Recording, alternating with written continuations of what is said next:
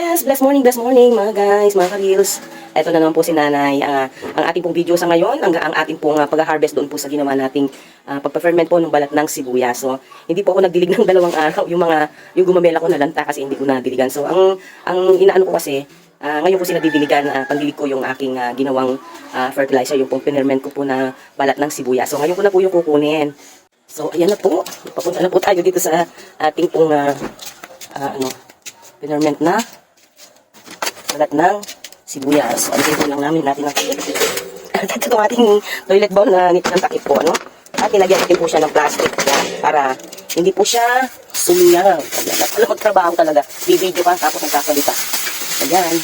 Ang sibuyas. So, ito na po guys. Ayan.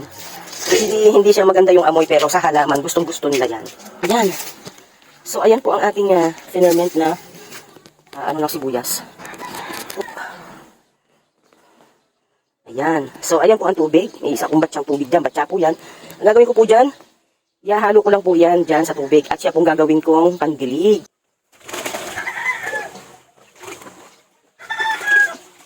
Bango. Hindi po talaga maganda yung amoy niya.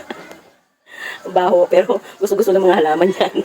Okay lang. So, fertilizer naman at least hindi na ako bibili, diba? So, ayan po, nahalo na natin. At ang gagawin po natin ay ididilig na po natin sa ating mga halaman. Ayan.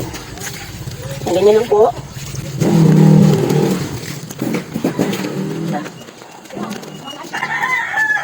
At ayan na nga po, dahil 2 araw ko siyang hindi diniligan, nalanta po siya. Ayan, nagtampo.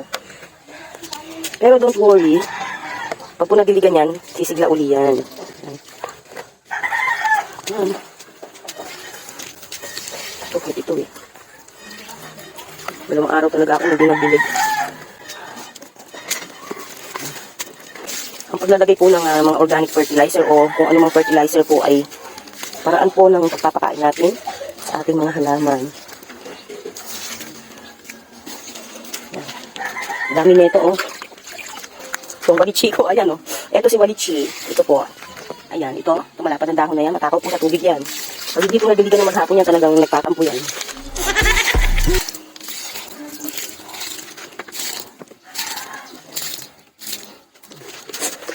Hindi po kaya ang amoy, promise.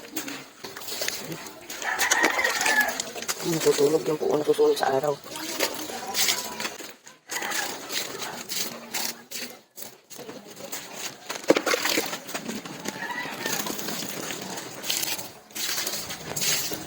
Ang ating mga oxalis. Oxalis po ang tawag sa mga yan. Pero ang tawag nila ay butterfly. Ngayon, pwede natin gawin to once in a while. Sanas. Ito mo, ang takaw sa tubig dahil hindi ko nadiligan ang San Francisco. Ayan, nalungkot din. Ibang klaseng San Francisco yun eh, yung galing ng Thailand. Pag hindi nadidiligan, nagtatampo.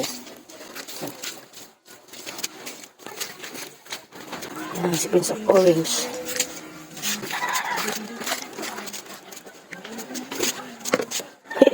Naman. Mga natuyo eh, kasi sobrang init eh. Usually, everyday ako nagbibilig. Ito ay luya. Luya yan, luya. Ayan, laki na siya. Ito mo, natuyo. Kaya gano'n, daming nanhihingi. Pero tinitin ko lang yun yan. Talong, hindi ko alam kung makakasurvive ko yan. Ayan, bell pepper po yan.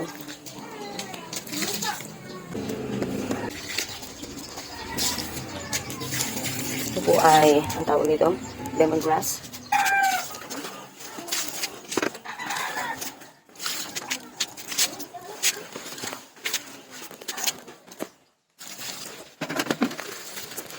Wala na, paubos na po. Yan po, nagiligan na natin ang ating mga halaman. Minal ako. Okay na po sila niyan.